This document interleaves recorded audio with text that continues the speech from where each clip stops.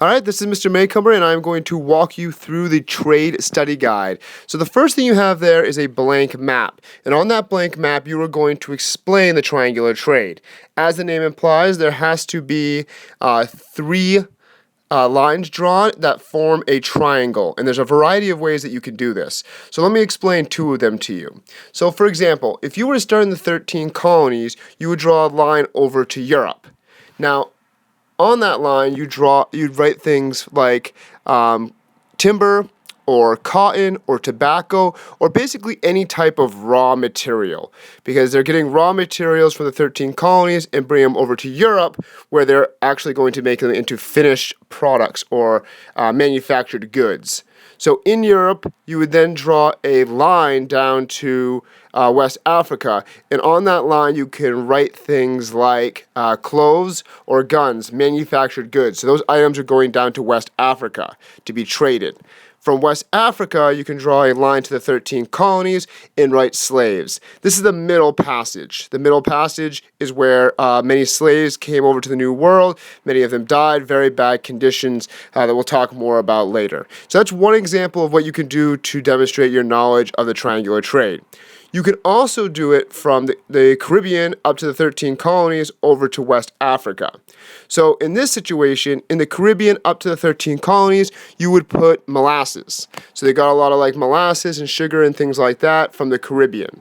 Once you get over to the 13 colonies, you draw a line to West Africa, and in that line, on that line, you would say rum. So they're able to get rum and then bring it over to West Africa. From there, you can draw a line over to the Caribbean and put slaves once again. So those are two examples of what you can do for the triangular trade. It's up to you. Just make sure that when you draw your triangle, you're able to name one item, at least one item, that was on the boat during that leg of the trip. Coming up next, you have to demonstrate your knowledge of Old World and New World products by putting Old World or New World. So tobacco is a New World product. Potato is a New World product. Horses are an Old World product. Pumpkin is a New World product. Pigs, Old World. Corn, New World. Smallpox, a disease, Old World. Cattle, Old World. So just be aware of those, and also be aware of how important some of those things are, and we'll talk more about that later. Your next question is, what made the triangular trade effective? Now here you need to talk about how connected the different regions and allowed them to get items that they really needed, and therefore kind of trade and increase their economic abilities. So for example, like we mentioned before, you need molasses in order to make rum, so the Caribbean and 13 colonies were able to work together and get those items, and then the 13 colonies were able to make rum, which they can then trade elsewhere. Okay? Another example of this is the 13 colonies giving raw materials over to Europe, because Europe needs to make manufactured goods, whether it be fine furniture or ships or anything like that, but they don't really have the raw material. So they get like the timber and whatnot from the 13 colonies. So they're able to kind of work together and get what they need. Africa has the slaves. They bring those over to be a cheap source of labor over in the 13 colonies in the Caribbean. That becomes very important because you need workers to grow things like cotton and things like tobacco that are being sent over to Europe. So that is another way of kind of having this trade happen. The other thing here is that it takes so long to get places. This allowed people to make multiple trips and be a little bit more effective with their time. So for example, it might take 3+ months in order to get from the 13 colonies to Europe. So if you go from the 13 colonies to Europe and back, that's like half a year.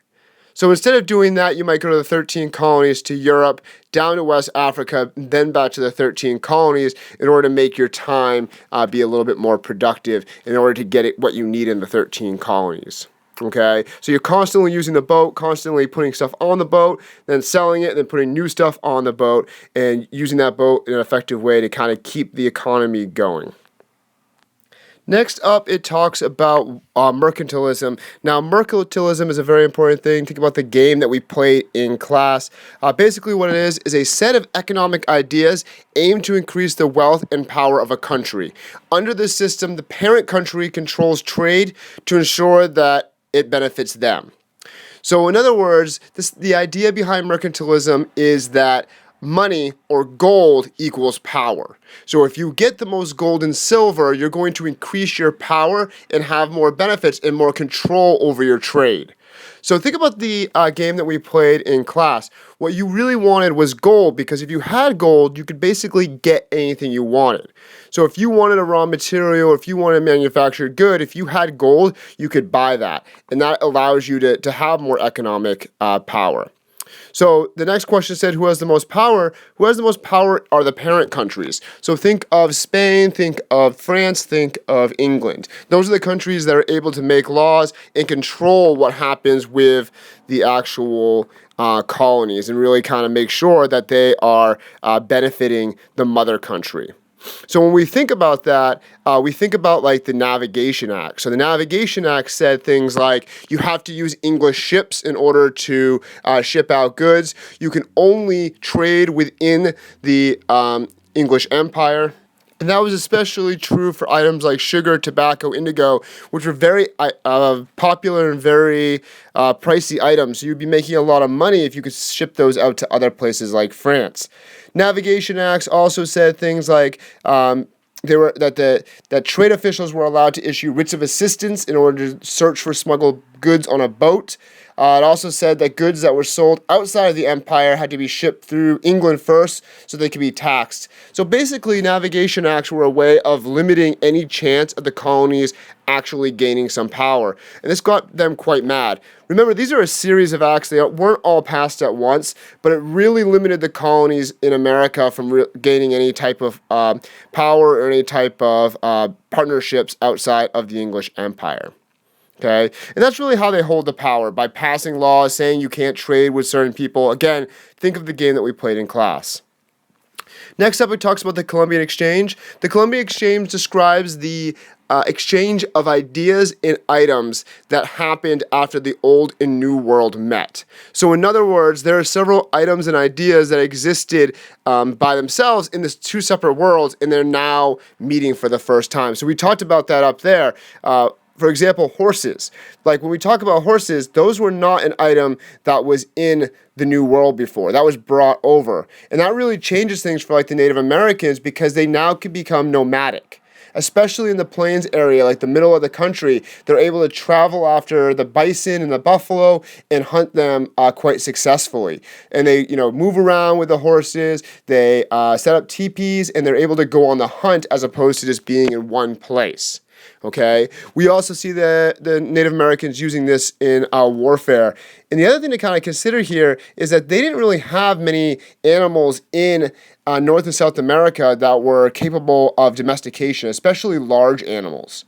So like when we think of like domesticated animals in North and South America, and we're largely talking about South America, we're talking about the llama. And the llama is not a very large animal. Okay. In comparison, the Europe-Asia area had 72 large animal species, which 13 of which were able to be domesticated. So therefore, they're able to kind of do more work, and they're able to move things more successfully, as opposed to what the people were doing in North and South America. So that becomes a really important thing that is brought over to the New World. Another thing that was brought over to the New World is pigs. Pigs become an important food source in the New World.